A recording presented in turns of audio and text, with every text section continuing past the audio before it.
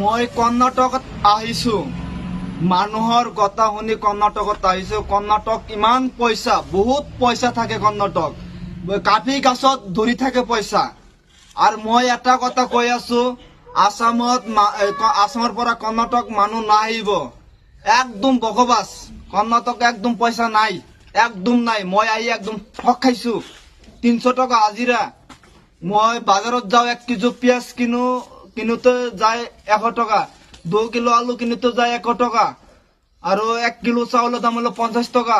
আৰু বহুত চব্জি বিলাক আছে, 1 কিলো মাছ কিনিব লাগে 400 টকা। 300 টকাকৈ কাম কৰি মই কৰ্ণাটকৰ পৰা আসাম কেনেকুৱা পইচা লৈ যাম? মই এটাই দাবী, আসামৰ মানুহ কৰ্ণাটকক আহিবাৰ একদম মনত থৈ পেলাই দিব, কৰ্ণাটক একদম নাহিব। মই এটাই কথা কৈ আছো, কৰ্ণাটকৰ পইচাত একদম নাই।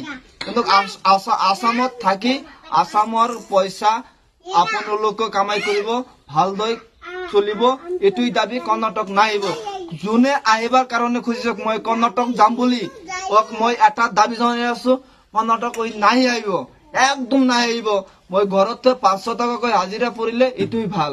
ইয়াত আহিব লাগে নালাগে Karnataka. I hate you Karnataka.